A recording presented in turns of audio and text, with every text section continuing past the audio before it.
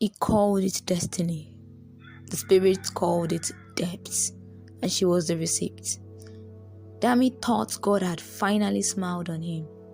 Visa approved, school abroad, doors just opening like magic. But every blessing came too easy, and he never asked who was paying for it. By the time he found out the truth, it was too late. His dreams were paid for with her life. So tell me, warriors, when you say it is destiny, are you sure it is not debt? Let's go back to where the debt started. Before visas, before airports, when it was just one girl, one boy, and one small answered prayer in Lagos. Miracle was the kind of girl Lagos likes to swallow. Broke, stubborn, but still believing somehow that love plus hustle would be enough. Dami was a partner in the struggle. Same NYSC allowance. Same how are we surviving jokes at midnight. That night, they lay on their separate beds in different houses. Phones in their hands, network misbehaving, but hearts still trying. Babe, one day it will be better. Miracle whispered. Amen. Dami said, we go jackpot together. God no go shame us. The moment those words left his mouth, the bulb in Miracle's tiny room flickered. Once, twice, then glowed too bright, like someone had just signed something in a place they could not see. He called it a normal prayer. But somewhere in the dark, a spirit quietly opened the ledger and wrote both their names. The first payment didn't look like a sacrifice. It looked like a blessing. A small one. The kind you laugh about and post on WhatsApp status. The next morning, Miracle woke up to heat, noise, and that yaba smell of dust and hope. Her stomach was complaining, but her account was on silence. She tapped her banking app more out of habit than faith. 15,000 naira credit alert. No sender name. Just reversal or adjustment. She frowned. Checked again. Closed the app. Opened it. The money was still there. For a girl that had been on 0 naira since Friday, it felt like heaven had finally remembered her son. Dami! She quickly typed. Babe, I just got 15k out of nowhere. See as God they move. The message showed 1 tick, then 2. He replied almost at once. I told you. This year, our story must change. As she smiled at the screen, the room's bulb flickered again. Just once. Quick. Like a camera flash in an empty room. Miracle paused, then shook it off. Nepa and their madness, she muttered. She didn't see what was happening on Dami's side of the city. The same second her alert came in, his phone lit up too. 15,000 naira debit alert. Description: pending balance. Cleared. He stared at it. Which balance again? Dami rubbed his eyes. Did quick maths in his head. He had been owing someone, somewhere, for something, or so the bank said. But the money was small, the day was long, and hunger was louder than suspicion. Maybe now old debt, he shrugged, slipping the phone into his pocket. If them like, make them collect. As far as God still bless my babe, we dey alright. That night, the spirit opened its ledger again. On one side, under Dami's name, a neat line appeared. Amount 15,000 naira. Source: Ha. Status: paid. On the other side, under Miracle's name, something else was written in a language no human bank uses. Attachment: emotional bond. Collateral: future hope. Days turned into weeks. Tiny blessings began to stack like blocks. Someone randomly paid for Dami's transport. Miracle got free food at a party she wasn't invited to. A cousin suddenly remembered an old promise and sent urgent 2k. Every time something came too easy for him, something small went missing from her. A job call that never came, a promise that suddenly fell through. A chance that disappeared without explanation. They called it Lagos. They called it bad luck. They called it maybe it is not yet time. But the spirit only called it what it truly was. Repayment. And the day Dami's big break finally showed up, the day the email arrived from overseas, the ledger glowed like fire. The email arrived on an ordinary Tuesday in a cyber cafe that smelled of generator fumes. Congratulations, admission and scholarship offer. Full tuition, stipend, visa support. Dami shouted, sank to his knees, thanked God loudly. Across town, Miracle was running to her first real interview in months. Traffic delayed her. Time didn't wait. She arrived at 3:16 p.m. Interview don't finish, receptionist said flatly. Outside, thunder rolled without rain. That same second, the ledger stamped. Transfer complete. Opportunity added. Opportunity subtracted. Balanced. That night, Dami called, joy spilling through the phone. I got it, Miracle. The scholarship, the admission, visa support, everything. I got in. We are free. She swallowed her pain and smiled into her voice. I need to go and tell my mom, Dami said, excitement still bubbling. Tomorrow we will talk properly, plan everything.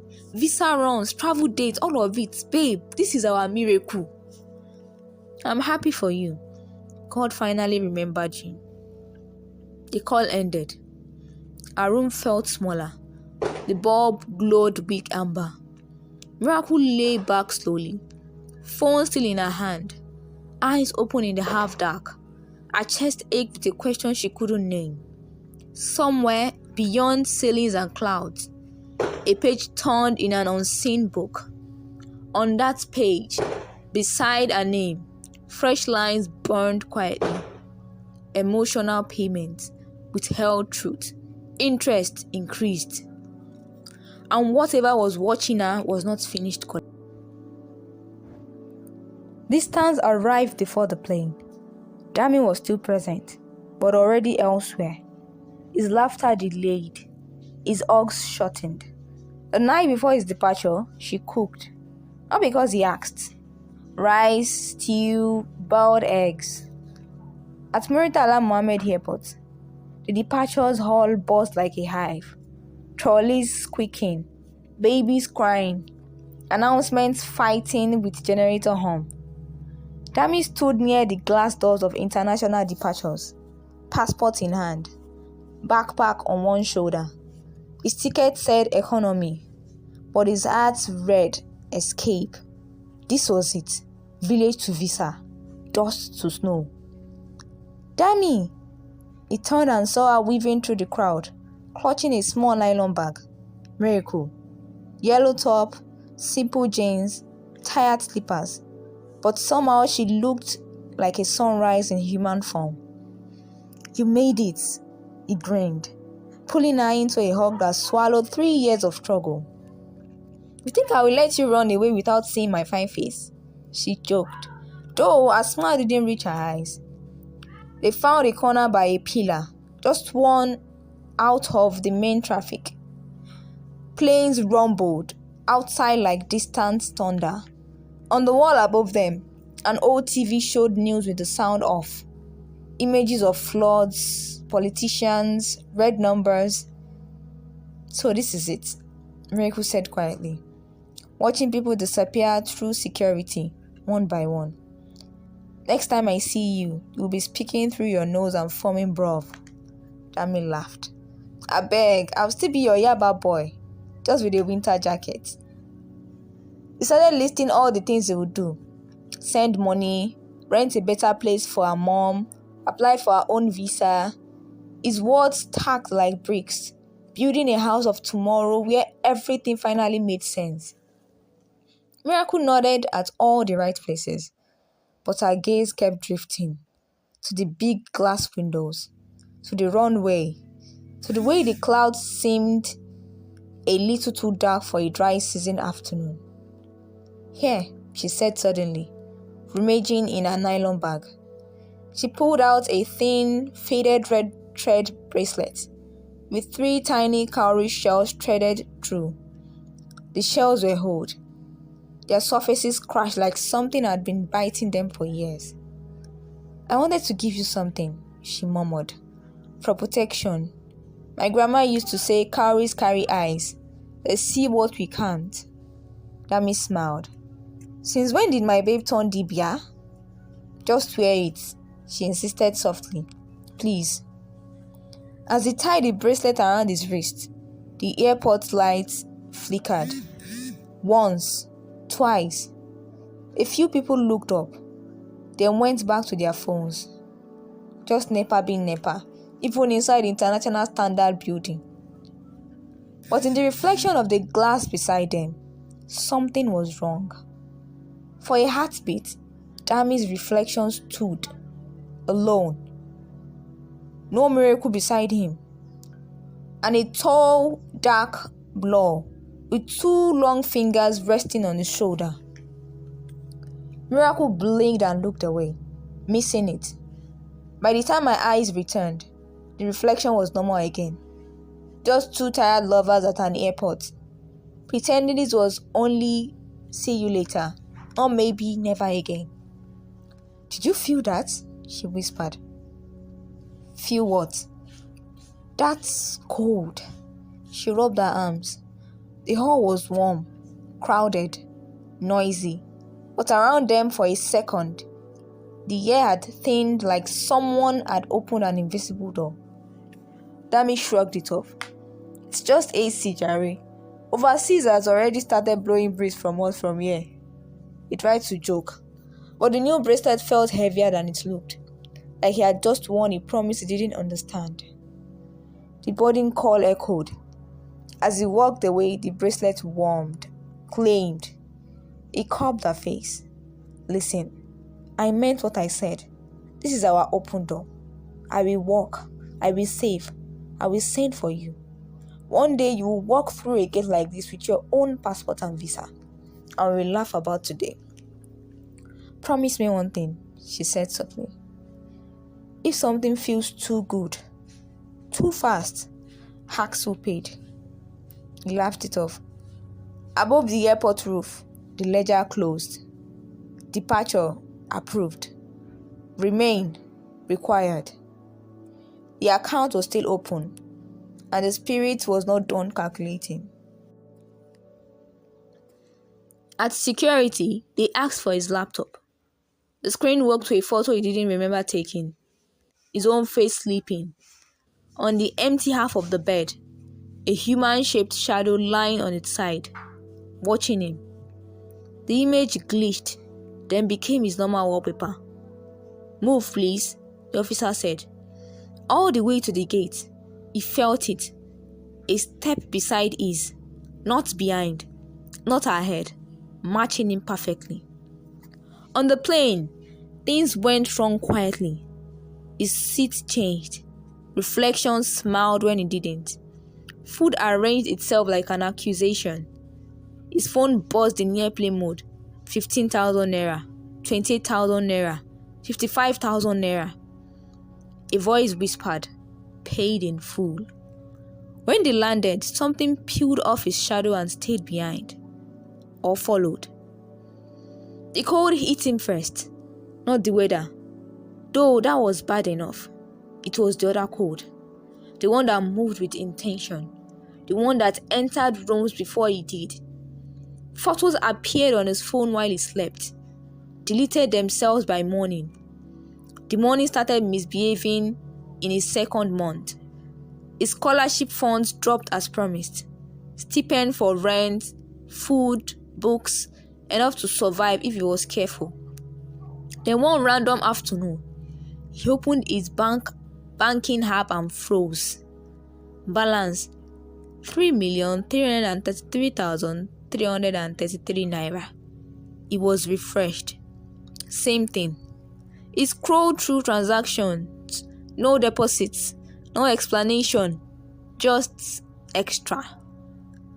Dami laughed shakily. "Glitch, I beg." He closed the app.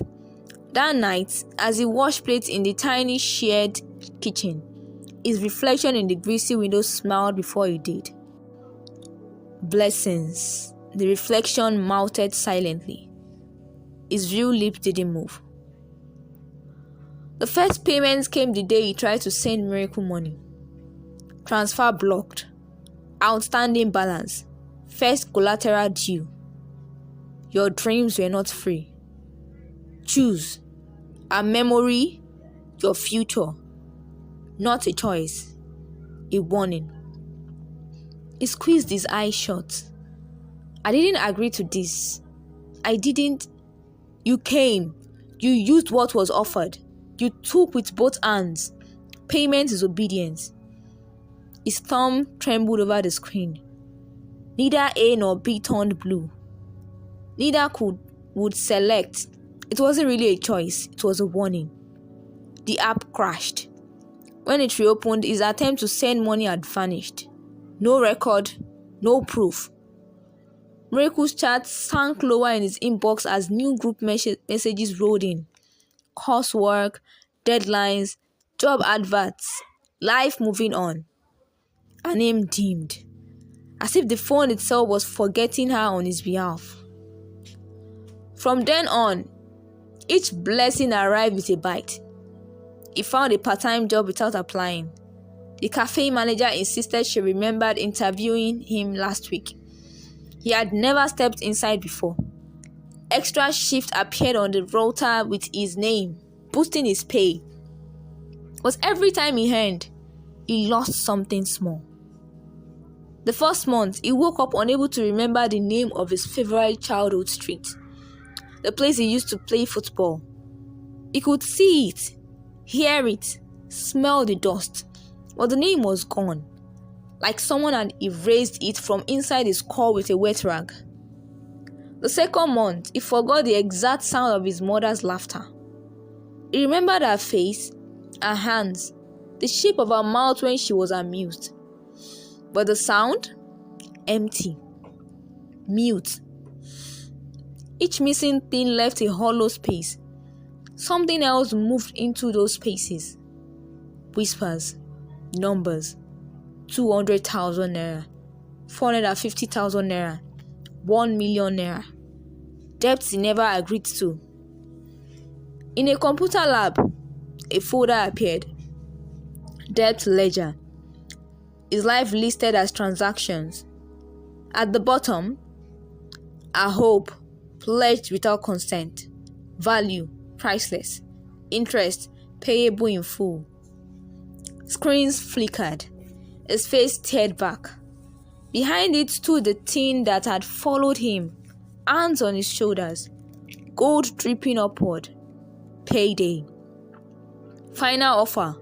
Return everything you bought with her pain, or we take what you never meant to spend. The empty chair beside him dipped. Keys pressed themselves. Yes. Somewhere in Lagos, Miracle sat in a dim room, counting notes, whispering prayers she no longer trusted. Between them, the ledger remained open, and the spirit was done waiting.